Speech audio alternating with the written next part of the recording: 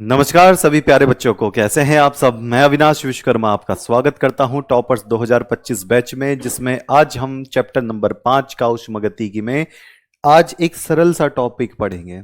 ये सरल भी है, जटिल भी है।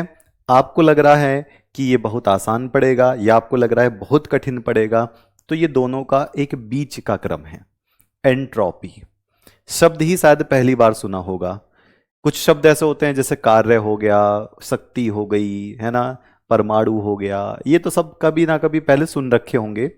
लेकिन ये शब्द जो एंट्रोपी है, मैं आपको दिखा देता हूं। ये एंट्रोपी, ये शायद आपने पहली बार सुना होगा।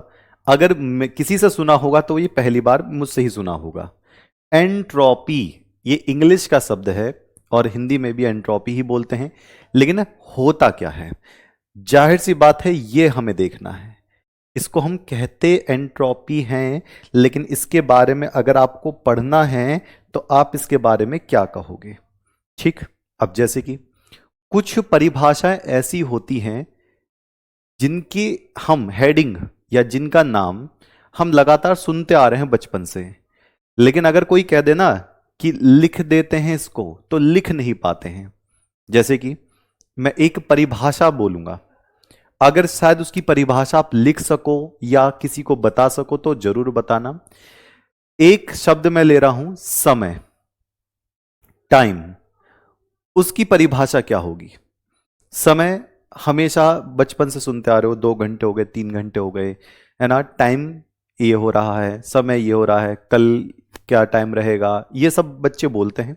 लेकिन अगर समय की परिभाषा लिखनी है लिखित में, तो टाइ टाइ फुस्सू हो जाता है।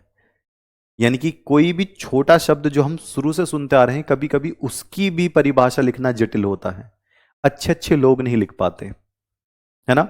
ये तो मैंने एक जस्ट छोटा सा मैंने उदाहरण दिया है। और कुछ ऐसा है आपके पास नाम, अगर ये आपके पास नाम है तो ये नया नाम है तो आपको लग रहा होगा कठिन होगा, ऐसा नहीं है। हो सकता है आपको लग रहा हो, लेकिन ऐसा नहीं होता। कुछ भी चीज कठिन नहीं होती, लेकिन हमने उसको उस लेवल पे नहीं किया होता है। आइए पहले मैं इसको समझाने से पहले आपको कुछ बारे में बता दूं। ठीक, ये बताना, मेरे पास एक बोतल में पानी है। ठीक है, इस बोतल में आपको पानी दिखाई दे रहा है जी।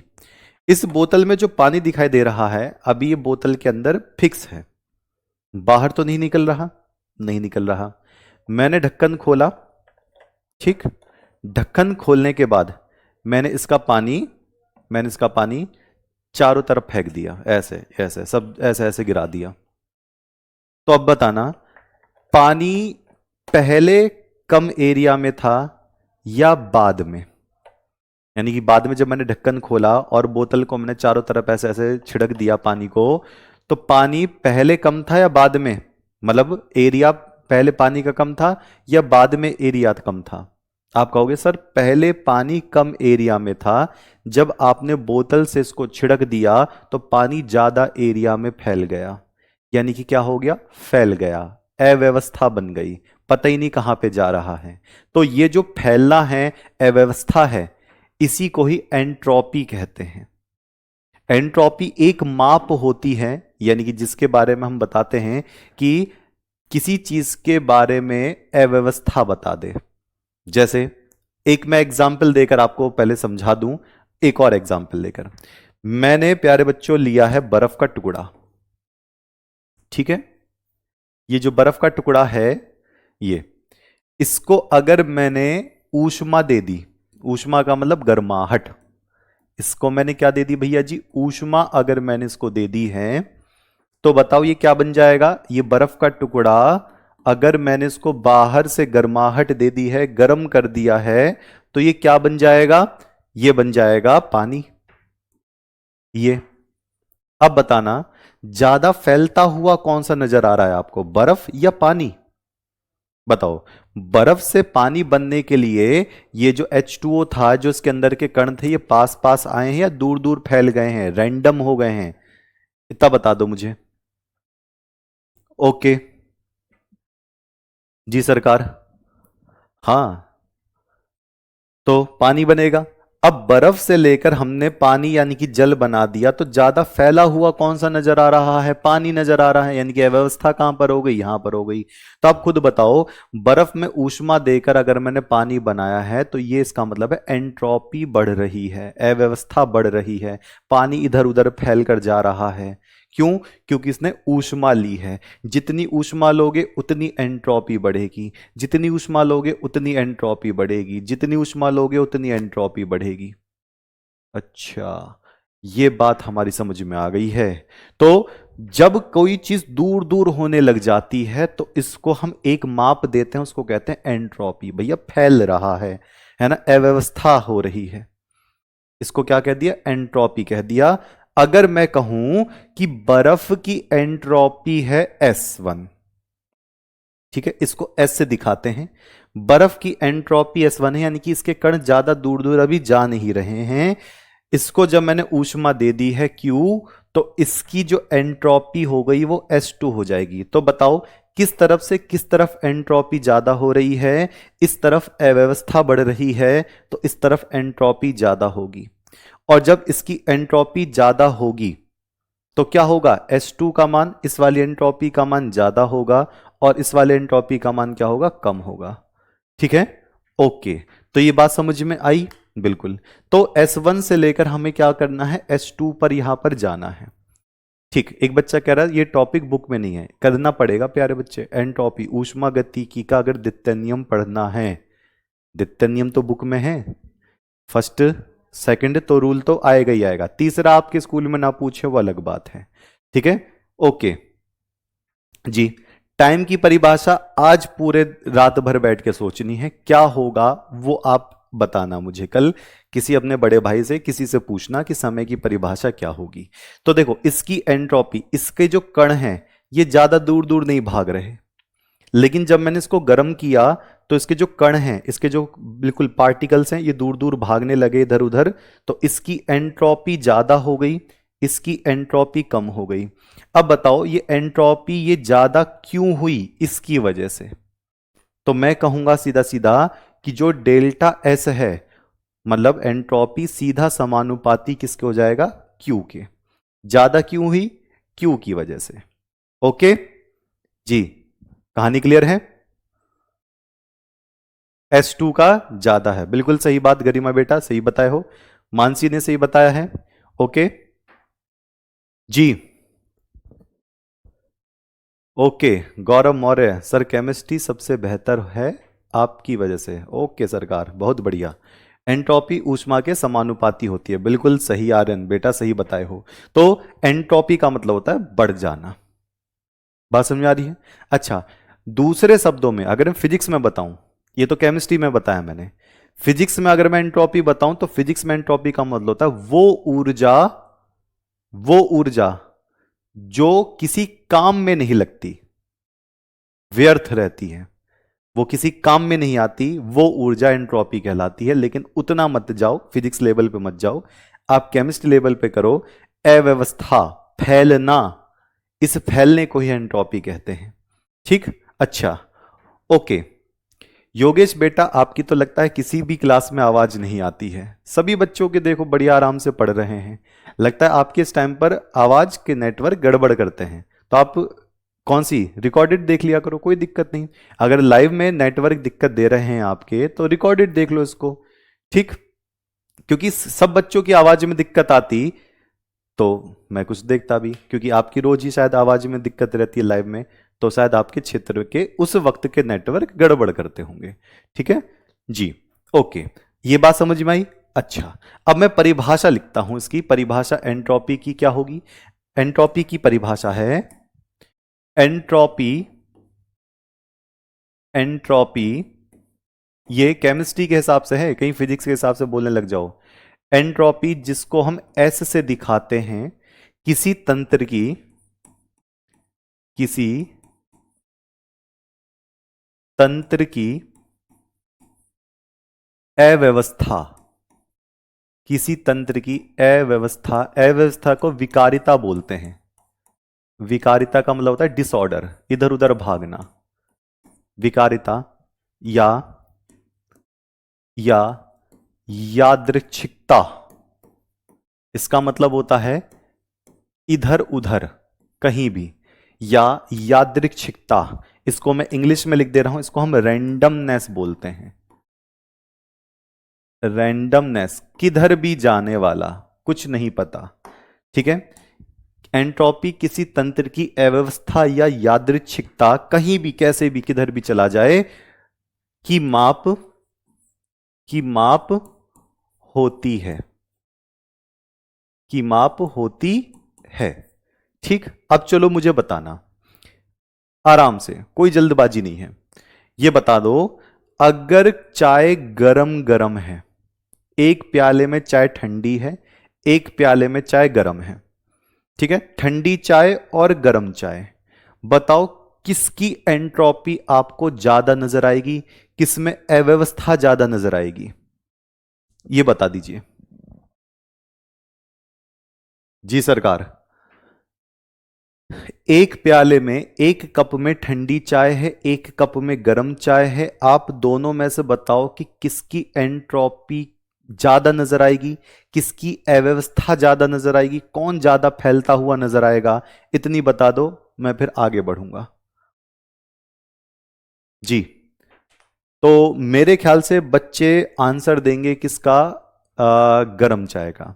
गरम चाय का क्यों देंगे, क्योंकि गरम है, फैल रहा है, भाप बन रही है, उड़ रहा है, इधर उधर भाग रहा है, तो मैं क्या कहूंगा गरम चाय को देखकर, ओ भैया तुम्हारी एंट्रोपी ज्यादा इतनी क्यों है, तो गरम चाय कह रही है हाँ होगी मेरी एंट्रोपी ज्यादा, बताओ क्या करोगे, तो मैं कहूंगा तुम्हारी एंट्रोपी ज्यादा क्यों है गरम चाय, जल्दी से बताओ, तो गरम चाय कहेगी क्योंकि मेरे अंदर ऊष्मा है, और जब मेरे अंदर ऊष्मा है, मेरे अंदर खूब गर्मी है, तो मैं फैलूंगा, मुझे क्या दिक्कत है, तुम्हें कुछ दिक्कत है, मैं कहूंगा ना मुझे कोई दिक्कत ना है, लेकिन थोड़ी देर बाद क्या होगा, सोच के देखो, थोड़ी देर बाद होगा कि जो गर्म चाय है वो ठंडी हो जाएगी, थोड़ी देर बाद ही तो होगा, गर्म चाय क्या हो जाएगी, ठंडी हो जाएगी, फिर मैं उसी गर्म चाय जो ठंडी हो गई है उससे पूछूंगा अब क्या हुआ, अब कौन सी एंट्रोपी तुम्हारी ज्यादा है, तो कहेगा ऊष्मा चली गई मेरे अंदर से, अब मेरी कौन सी एंट्रोपी ज्यादा होगी, यानी कि एंट्रोपी कम ज्यादा होती रहती है।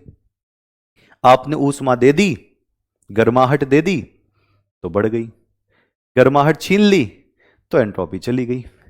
आ रही है बात समझ में, अच्छा ठीक, एक बच्चा कह रहा है दोनों बराबर होगा, नहीं नहीं बराबर नहीं होगा, गर्म चाय की एंट्रोपी ज्यादा नजर आएगी, उसमें अव्यवस्थाएं ज्यादा नजर आती हैं, दोनों बराबर नहीं होगा उस वक्त, क्योंकि भाप आपकी गर्म चाय में नजर आएगी, उसमें कुट कुट कुट कुट ऐसे कण बाहर की तरफ आने के चक्कर में रहते हैं, ठंडी तो ठंडी हो गई है। ओके, अच्छा अब एक चीज मैं बता रहा हूं, उसका भी एग्जाम्पल देना, मान लेता हूं इस वाले एग्जाम्पल को हटाकर, एक बार बताओ, एक कमरा है, ये एक रूम है, देखो आपको कनेक्ट करता हूं चीजों से, इसके अंदर एक बच्चा खड़ा कर रखा है ऐसे, ये बालक है, मान लो तुम हो, इस कमरे को गर्म कर दिया, गर्म का मतलब ऊष्मा दे दी, इस कमरे को क्या दे दी भैया, ऊष्मा दी है, क्यों, ऊष्मा दे दी है क्या, क्यों, क्या दे दी भैया, क्यों, अच्छा ठीक, ओके गर्म चाय, ठीक, अब क्या हुआ, जैसे इसको गर्माहट दी, इस कमरे को गर्म कर दिया, इतना गर्म कर दिया कि आप रह ही नहीं पा रहे हो, पहले पसीने टपकने लगे, फिर और गर्म हो गया, भट्टा सा चलने लगा, तो आप बताओ, आप रजाई ओढ़कर एक जगह लेट जाओगे या अपने अंदर अव्यवस्था दिखाओगे, इधर भागोगे, खिड़की से कूदने की कोशिश करोगे, गेट पे लात मारोगे, या फिर एक जगह बैठ जाओगे, ये कमरा बहुत गर्म कर दिया, इसको ऊष्मा दे दी, और अगर इसको ऊष्मा दे दी है तो क्या होगा बताओ, अगर इसको बहुत ज्यादा ऊष्मा दे दी है तो एक जगह तो बैठेगा नहीं, सिकुड़ के तो बैठेगा नहीं, ये भागेगा इधर उधर अव्यवस्था दिखाएगा, इधर भागेगा, ऐसे ही केमिस्ट्री में यौगिकों के साथ होता है, ऐसे ही केमिस्ट्री में यौगिकों के साथ होता है। ओके, ये 11वीं क्लास का बालक है और ये कमरा बहुत गर्म कर दिया, तो ये इधर उधर भागने लगा, ये इधर भी भागेगा, जहां से इसको रास्ता मिलेगा भागने की कोशिश करेगा, और जहां से भागने की कोशिश करेगा इसका मतलब इसकी जो एंट्रोपी है इसके आधार पर इसकी एंट्रोपी बढ़ गई, एंट्रोपी ज्यादा हो गई। लेकिन वहीं पर अगर यही कमरा होता, यही तंत्र है, यही आप हो, यही आप हो, ऐसा लग रहा हवा में उड़ रहे हो पर हवा में उड़ नहीं रहे हो, लेकिन इससे ऊष्मा छीन ली गई, ठंडा कर दिया कमरा, बिल्कुल चिल्ड माहौल कर दिया, ऊष्मा चली गई, ठंडा हो गया, बिल्कुल ठंडा। और अगर ठंडा हो गया तो ये जो बच्चा है ये क्या करेगा, इधर उधर भागेगा कि भैया ठंडा हो रहा है, वाह भाग जाऊं जल्दी से मैं। ठंडा हो गया तो चुपचाप रजाई ओढ़कर, कंबल ओढ़कर एक जगह बैठ जाएगा, चुपचाप, सोचो। और अगर चुपचाप बैठ जाएगा तो उसकी एंट्रोपी घट गई, अब भाग नहीं रहा, अब चुपचाप बैठ गया। तो बस इतना अंतर है, एंट्रोपी की बात यह है, बस यही वाली बात होगी, ठीक। गेट से भाग जाएगा है, ठीक। ओके, अब मैं इसको आगे लिखूंगा, इसका कहने का मतलब है, अगला पॉइंट लिखूंगा, एंट्रोपी, एंट्रोपी ऊष्मा,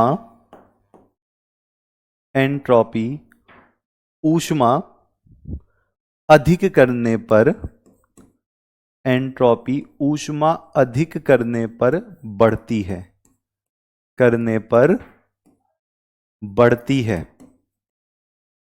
ना। एंट्रोपी ऊष्मा अधिक करने पर बढ़ती है, ये बात हमारी समझ में आ गई जी सरकार। अच्छा जी, अगर मैं ये बात करूं अगले पॉइंट पर कि मेरे पास एक कोई तंत्र है, इस तंत्र की एंट्रोपी S1 है, इसको मैंने ऊष्मा दे दी है यहां से यहां Q, इसकी एंट्रोपी क्या हो गई, तंत्र की जो आसपास से दूर दूर फैलने लगा, जब ये दूर दूर फैलने लगा, अव्यवस्था दिखाने लगा, तो उसकी एंट्रोपी क्या हो जाएगी, S2 हो जाएगी। इसके आधार पर आपको एक सूत्र मिलेगा, सूत्र क्या मिलेगा, डेल्टा S बराबर, डेल्टा S बराबर होता है Q का मतलब ऊष्मा और बटे T का मतलब होता है तापमान। इस T को यहां से नहीं देखा जाता, इस T को इधर लेकर देखा जाता है।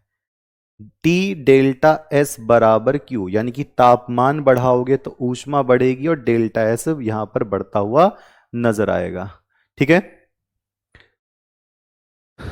मनीष बेटा कह रहे हैं सर पढ़ने से पहले आप टॉपिक को देख कर आते हैं, बिल्कुल नहीं। आप कभी मुझसे मिलोगे ना तो आप कुछ भी पूछ लेना, मैं बिना किताब खोले बता दूंगा, ठीक है। चलिए, ओके गौरव मौर्य, समझ में आ गई बेटा, हाफ ईयरली होने वाली आपकी। तो ये डेल्टा S बराबर Q ऊष्मा बटे T क्या है, यहां पर तापमान है। तो ये जो Q कौन सा वाला होगा, Q होगा अगर ये वाला ऊष्मा आप ले रहे हो तो यह कभी एक वक्त पर ये ऊष्मा आपको देनी भी पड़ेगी वापस, तो इसको मैं लिखूंगा क्योंकि यहां पर उत्क्रमणीय है, रिवर्जिबल लिखा जाता है, तो यहां पर मैं लिखूंगा रिवर्जिबल, REV, रिवर्स वाला। अगर ये क्यू आया है तो एक बार जाएगा भी, जैसे कि मैं इसको यहां लिखकर दिखा रहा हूं, इसको समझना। डेल्टा S बराबर फॉर्मूला क्या बताए रहे, Q उत्क्रमणीय, उत्क्रमणीय ये बटे T, ये फॉर्मूला था। उत्क्रमणीय का मतलब क्या होता है, जिस तरीके से कोई चीज आई है उसी तरीके से वो चीज चली जाएगी, इसको कहते हैं उत्क्रमणीय। यानी कि जितनी ऊष्मा आई है वो एक वक्त पे ऊष्मा चली जाएगी, ठीक है। हाँ, Q को कुछ भी लिख सकते हो, मेरी तरफ से आप Q को कुछ भी लिख दो, W लिख दो, X लिख दो, Y लिख दो, बस ये जरूर लिख देना ये ऊष्मा है, ठीक है। किताबों में दे रखा है, इसी वजह से लोग इसको लिखवाते हैं। तो delta S is equal to Q बटे T, आया समझ में, ठीक है सरकार, ओके जी, ओके। वन शॉट इस संडे छोड़कर अगले संडे से वन शॉट मैं करानी शुरू कर दूंगा आपकी। चलो, ये हो गया आपका एंट्रोपी का फॉर्मूला। अब मैं कुछ बातें बताता हूं, जरा आप चेक करना। एंट्रोपी की परिस्थितियां, एंट्रोपी के लिए परिस्थितियां आप खुद बताना, मैं आपको नहीं बताऊंगा, आप मुझे बताओगे। एंट्रोपी के लिए परिस्थितियां, के लिए परिस्थितियां, ठीक है जी। स्कूल में इसकी परिभाषा पूछी जाती है, फॉर्मूला पूछा जाता है। बहुत ही कम चांस होते हैं कि इसका कोई न्यूमेरिकल आपसे पूछ ले। अच्छा, परिस्थितियों का मतलब होता है कि क्या क्या होगा तो क्या होगा, ठीक है। चलो चेक करते हैं।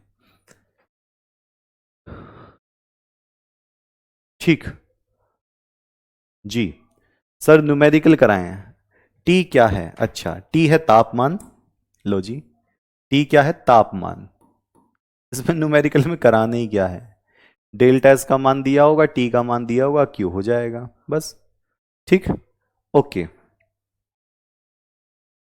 एक बार बताओ, तापमान नहीं बढ़ाओगे, तापमान एक इकाई है मान लो, बताना, सोच के बताना। सर क्यू क्या है? क्यू क्या है? हैं? वो देखो, क्यू क्या है? ऊष्मा। क्यू है ऊष्मा। ठीक, अब चलो बताना।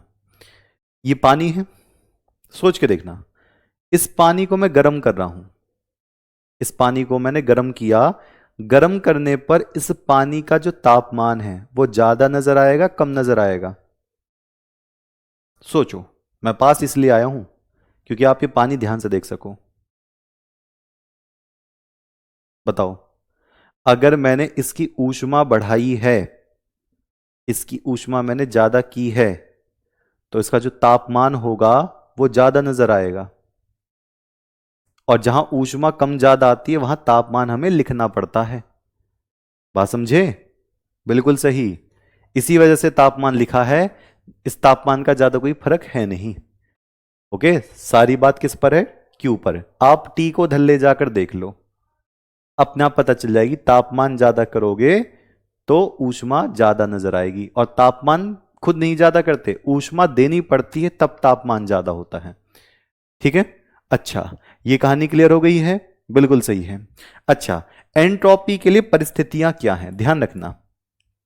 पहली परिस्थिति है, अगर डेल्टा एस हमेशा मान, इसका मान अगर प्लस रहा, प्लस का मतलब धनात्मक रहा, अगर इसका मान हमेशा प्लस में रहा, धनात्मक, तो कोई काम होता हुआ नजर आएगा, यानी कि जो क्रिया है वो चलती रहेगी।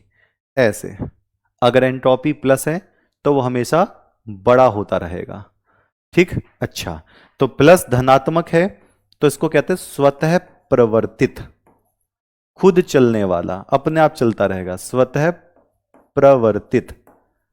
इसका कहने का मतलब कोई काम चल रहा है तो चलता रहेगा। जैसे क्या हुआ, मैंने, क्या हुआ, हाँ, बर्फ ले ली, बहुत बड़ी बर्फ, बर्फ की सिल्ली उठा के लाया मैं, और बर्फ की सिल्ली मैंने रख दी। ठीक है, ओचे, बर्फ की सिल्ली रख दी और मैंने तुरंत एक मशीन सी निकाली और मैंने उसकी एंट्रोपी प्लस कर दी, बर्फ के ऊपर एंट्रोपी प्लस कर दी। बर्फ पिघलती रहेगी, पिघलती रहेगी, पिघलती रहेगी, पिघलती रहेगी। मैंने कुछ नहीं करा, बस मैंने एंट्रोपी प्लस कर दी। इसका मतलब इसके जो कण हैं वो अवस्था में आ रहे हैं, फैल रहे हैं।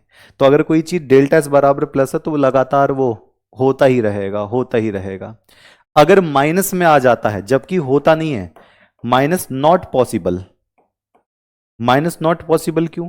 क्योंकि ये एक ऐसी लिमिट है जो कि बस फैलने को बताती है। अब खुद सोचो, कोई चीज अव्यवस्था में जा रही है तो ही तो हम बताएंगे, कोई चीज व्यवस्था में जा रही है तो हम यही कह सकते हैं ज्यादा से ज्यादा कम हो रही है, माइनस थोड़ी ना बोलेंगे। तो डेल्टा एस बराबर अगर माइनस आता है, ऋणात्मक में आता है, तो कोई चीज खुद काम करती हुई नजर नहीं आएगी। तो इसको मैं क्या बोलूंगा? स्वतः अपरिवर्तित, खुद नहीं काम करेगा, इसके लिए किसी की जरूरत पड़ेगी, इसके लिए किसी की जरूरत पड़ेगी। अभी मैं बताता हूं।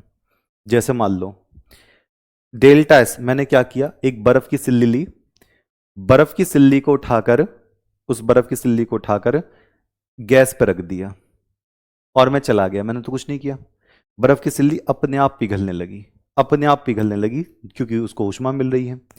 अगर ये डेल्टा एस माइनस होता, इसका मतलब आपने बर्फ की सिल्ली उठाकर फ्रीजर में रख दी और आप सोच रहे हो कि ये पिघलने लग जाए, कोई मतलब ही ना है। फ्रीजर के अंदर कैसे पिघल जाएगी, फ्रिज के अंदर? तो इसका मतलब जब डेल्टा एस प्लस होता है तभी ये कुछ काम होता हुआ नजर आएगा आपको, और डेल्टा एस बराबर माइनस है तो खुद काम होता हुआ नजर नहीं आएगा।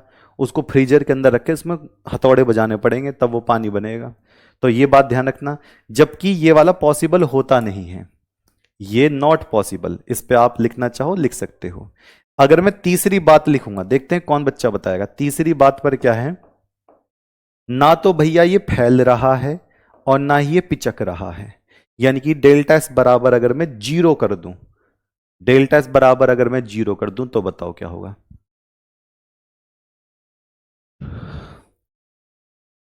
बता दो।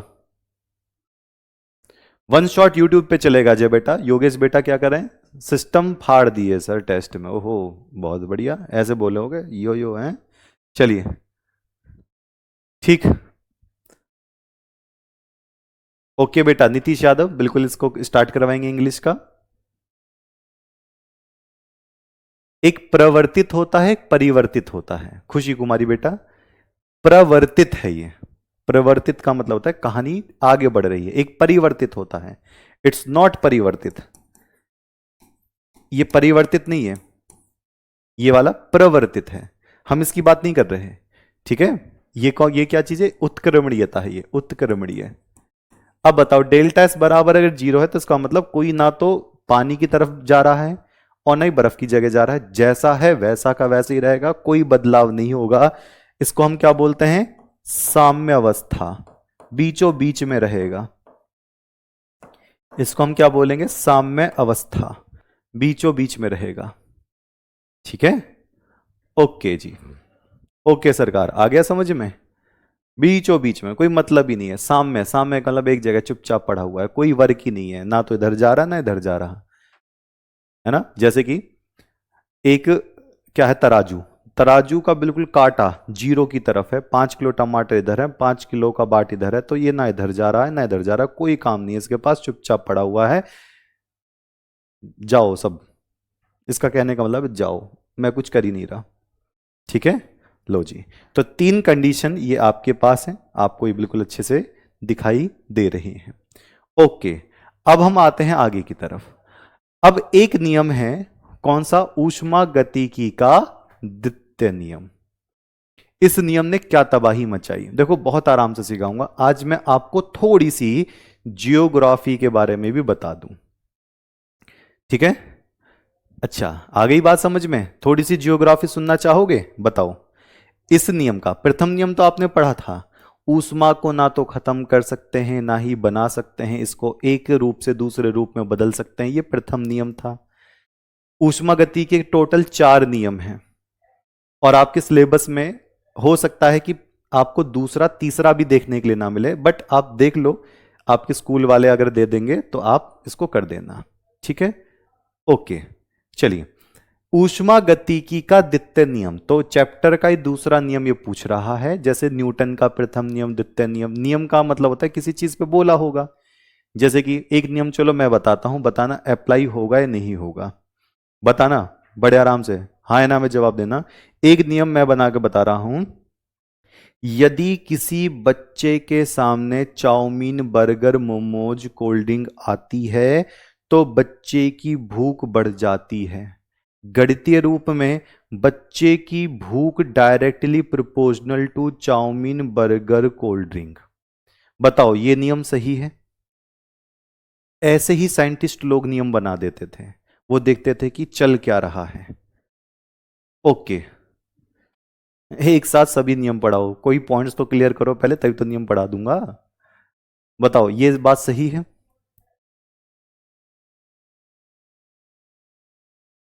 हाँ बिल्कुल, यही नियम सही लग रहा है आजकल के जमाने में। पहले के जमाने में होता था किसी बच्चे की भूख directly proportional to the jalebi, लेकिन आजकल के जमाने में नियम बदल गए, बच्चे की भूख सीधी समानुपाती होती है चाउमीन, बर्गर, कोल्ड ड्रिंक इन सब के। पार्टी करने का मन करता है, क्योंकि जब वो चीज दिखती है, नियम बना दिया मैंने, काम कर रहा है। ऐसे ही कुछ ऐसे नियम में आएगा। ओके, अच्छा, ठीक। अब किसी साइंटिस्ट ने लिया ये वाला नियम, अब जरा ध्यान से सुनना। पहले मैं जियोग्राफी पढ़ा दूं आपको थोड़ी सी, उसके बाद इस नियम पर आता हूं। ठीक, अच्छा, अब ये बताओ जी, सबसे शुरू में पृथ्वी कैसे बनी होगी? अब कहोगे पृथ्वी कहां से आ गई, अभी रुक जाओ, अभी यहां पर आ रहा हूं। सबसे शुरू में ब्रह्मांड कैसे बना होगा, यूनिवर्स कैसे बना है, पृथ्वी कैसे बनी है, जुपिटर कैसे बन गया, सूरज कैसे बन गया? तो एक सिद्धांत था बिग बैंग थ्योरी। लोग इसको ठीक नहीं मानते हैं, लेकिन अभी जब है तो उसको हम ले लेते हैं। बिग बैंग सिद्धांत, बिग बैंग सिद्धांत या थ्योरी। इस सिद्धांत में कहा था कि पहले कोई जो ब्रह्मांड था वो एक छोटे से जगह पर था, वो फटा, दूर दूर तक ऊर्जा गई, दूर दूर तक पार्टिकल्स गए, दूर दूर तक कण गए और ग्रह बनने शुरू हो गए। और वो जो ब्रह्मांड है ना, जब से बढ़ता ही जा रहा है, बढ़ता ही जा रहा है, बढ़ता ही जा रहा है। वो यूनिवर्स हमेशा कुछ सेकंड में कुछ किलोमीटर बढ़ जाता है। ब्रह्मांड है, बढ़ता चला जाता है। पृथ्वी बनी, उसके दूर जुपिटर बन गया, उससे दूर प्लूटो बन गया, उसके दूर दूसरी गैलेक्सी बन गई और दूसरी गैलेक्सी बन गई, मतलब बढ़ता ही जा रहा है, बढ़ता ही जा रहा है, बढ़ता ही जा रहा है। अब मुझे ये बताओ, मैं इस बात को कह सकता हूं, हाँ या ना में जवाब देना, कि किसी ब्रह्मांड की या यूनिवर्स की एंट्रोपी लगातार बढ़ती जा रही है? क्या मैं बोल सकता हूं? हाँ या ना में जवाब देना। किसी ब्रह्मांड की, किसी का मतलब हमारे, किसी हमारे ब्रह्मांड की जो एंट्रोपी है वो लगातार बढ़ती जा रही है या घटती जा रही है?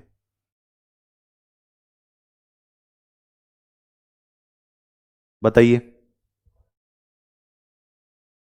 जी। मेरे हिसाब से बिल्कुल ठीक है। इसका कहने का सीधा सीधा मतलब है किसी किसी यूनिवर्स की एंट्रोपी लगातार बढ़ती जा रही है, फैल रहा है वो, अव्यवस्था बढ़ती जा रही है, सब दूर दूर होते चले जा रहे हैं। ऊष्मा गतिकी का यही नियम है, यही नियम है। किसी किसी नेचुरल, नेचुरल का मतलब प्राकृतिक, किसी प्राकृतिक व्यवस्था को हमेशा व्यवस्था में आना पड़ता है, किसी यूनिवर्स को हमेशा बढ़ना पड़ता है, हर एक चीज हमेशा बढ़ती है। इसका मतलब एंट्रोपी लगातार बढ़ रही है, सारी चीजें हमसे दूर दूर जा रही हैं। एक वक्त आएगा जब ये सारी चीजें आपस में जाकर टकरा जाएंगी, सब कुछ आपस में मिक्स होगा, जिसको कहते हैं बिल्कुल खत्म, प्रलय। शुरू हो जाएगा कौन सा? सतयुग, फिर कौन सा? त्रेता युग, फिर द्वापर और उसके बाद कलयुग। तो ये सारी चीजें सिस्टमैटिक बनाई गई कि हाँ जी, एंट्रोपी जो है वो लगातार बढ़ती जा रही है।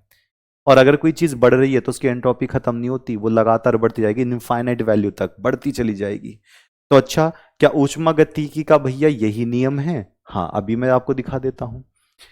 अगर किसी भी आपको बनाना है, यानी कि कोई किसी ने यूनिवर्स बनाया होगा, तो वो लगातार उसको बढ़ाता चला जाएगा, बढ़ाता चला जाएगा। देखो ये अर्थ बनी, फिर गैलेक्सी बनी, गैलेक्सी के बाद देखो अलग अलग गैलेक्सी बन गई, पूरी यूनिवर्स क्रिएट हुआ, तो उसकी एंट्रोपी लगातार बढ़ती चली जाएगी, है ना? तो ऊष्मागतिकी का यही नियम है प्यारे बच्चों, और कोई नियम ही लॉन्च नहीं हो रहा।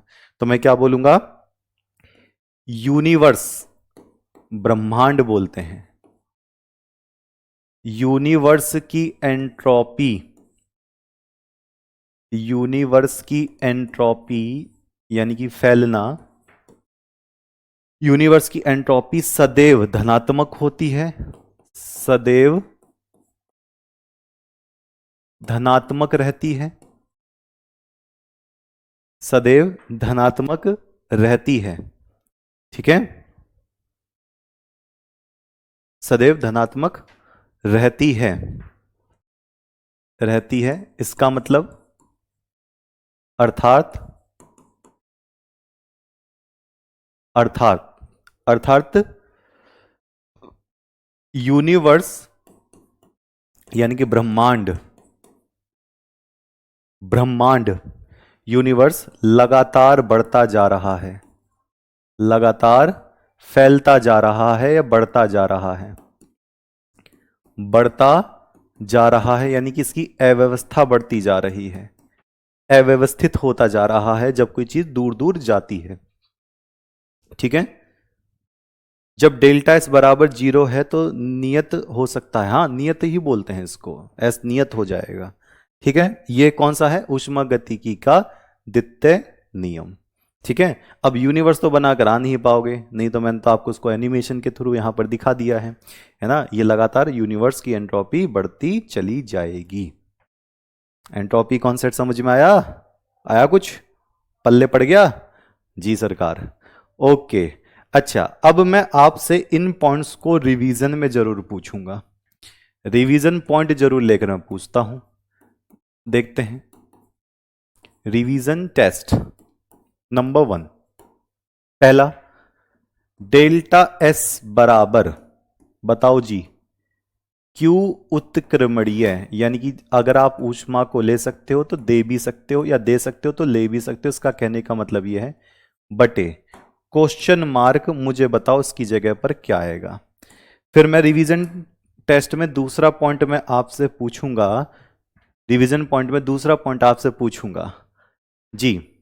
यस सर, ऑल क्लियर, शाबाश, बहुत बढ़िया। और हर एक बच्चे से मिलने की बहुत तमन्ना होती है, क्योंकि मैं आपको ऑफलाइन नहीं पढ़ा रहा हूं, ऑनलाइन पढ़ा रहा हूं, कोई मुझ में अंतर नहीं है, मैं भी वही इंसान हूं जो स्कूलों में पढ़ाता था, वही मैं ऑनलाइन पढ़ा रहा हूं। यहां पर ऑनलाइन ऑफलाइन के बीच में वाद विवाद की कोई बात ही नहीं है। ठीक, दूसरी बात यह है कि मिलने की बहुत इच्छा है आपसे, और तभी मिल पाएंगे जब या तो आपके क्षेत्र में आए या फिर टॉपर बनकर आप हमारे क्षेत्र में आए। ठीक, और अब मैं जल्द ही मुजफ्फरनगर और सहारनपुर की तरफ जाऊंगा, तो जो बच्चे मुजफ्फरनगर और सहारनपुर क्षेत्र के हैं, मेरठ से होते हुए अगर उस क्षेत्र के बच्चे हैं तो जरूर मुझसे मिल सकते हैं। ठीक है, मैं आपको ग्रुप में ऐड कर लूंगा।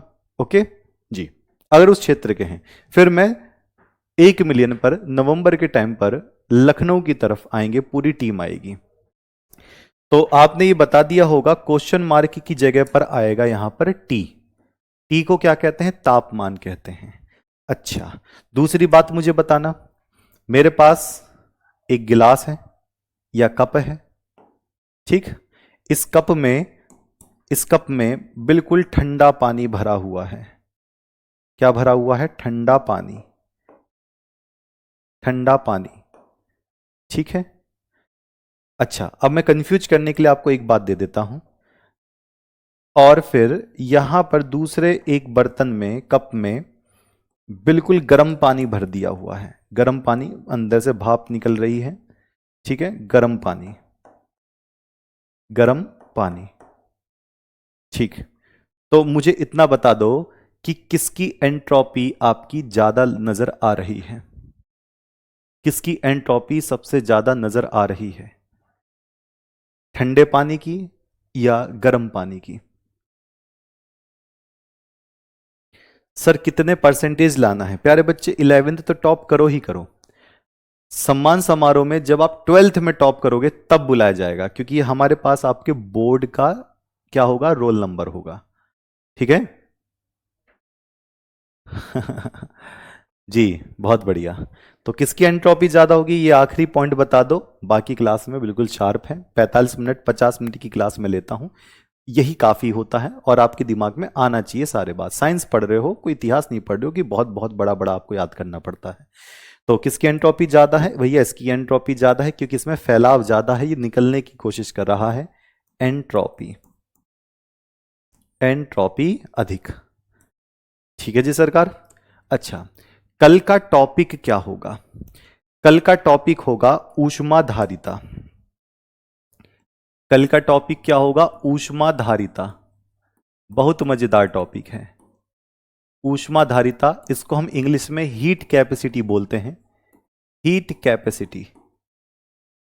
ठीक है, हीट कैपेसिटी, फिजिक्स का एक मैं इसमें पॉइंट भी बताऊंगा बेहतरीन तरीके से। ठीक है, और उसके बाद ऊष्माधारिता के बाद इसमें फिर चलेगा गिब्स ऊर्जा, फिर ये आपका चैप्टर लगभग लगभग खत्म हो जाएगा, फिर हम साम्य अवस्था पर आएंगे इसके क्वेश्चंस करने के बाद। ठीक, चलिए, और सभी बच्चे लगातार टेस्ट पे काम करते रहिए, मैं अब आपके टेस्ट देना शुरू कर दूंगा, और आप अपने स्कूल के टेस्ट भी करते रहिए। और एक अच्छी बात पता है क्या होती है, देखो 11th क्लास में बच्चे पढ़ते हैं, फिर वो 12th में आते हैं, फिर वो किसी कंपटीशन को क्रैक करते हैं या एडमिशन लेते हैं। किसी कॉलेज में क्या लेंगे, एडमिशन लेंगे, वो कॉलेज में जाओगे। कुछ बच्चे सीधा जॉब की तैयारी करते हैं। ध्यान से सुनना। अब 11th करने का फायदा क्या है? बच्चे कहते हैं सर 11th तो बोर्ड है ही नहीं, जैसे तैसे पास कर लेंगे, यही बोलते हैं ना। 11th अगर आपने अच्छे से कर ली, ध्यान से सुनना, कठिन पड़ती है, लगता है मन करता है कि छोड़ दूं, पढ़ाई कम कर दूं। ये गलती जिसने कर दी भैया, जिसने ये गलती कर दी कि 11th में हल्की पढ़ाई कर दी, 12th में डाउन हो जाता है, क्योंकि बेसिक सारा खत्म कर लिया उसने। 12th में डाउन होते ही जॉब के मिलने की प्रायोरिटी डाउन हो गई, कॉलेज में अब एडमिशन भी नहीं मिलेगा। अगर जैसे तैसे आपने ये पास भी कर लिया और कॉलेज में एडमिशन मिल गया, तो कॉलेज मिलता है बिल्कुल 3rd ग्रेड।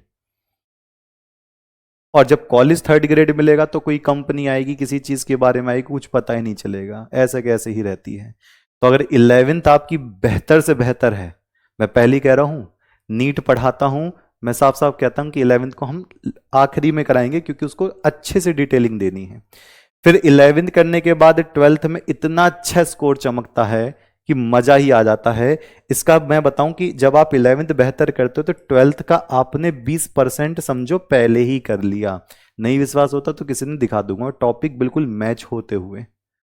उसके बाद आपको जिस कॉलेज में एडमिशन चाहिए वो भी बहुत बेहतर मिलेगा, जॉब चाहिए तो वो भी बहुत बेहतर मिलेगा, तुरंत मिलेगा। अब कुछ लोग पता है क्या कहते हैं, कुछ लोग कहते हैं हमारे 10th में भी कम नंबर थे, हमारे 11th में भी कम नंबर थे, हमारे 12th में भी कम नंबर थे, फिर भी मुझे जॉब मिल गई। अरे भैया तुम्हें जॉब कैसे मिली है ये तो देख लो, पूरे एड़ी चोटी का जोड़ लगाया है तुमने, दिन रात एक करिए तब जॉब मिली है।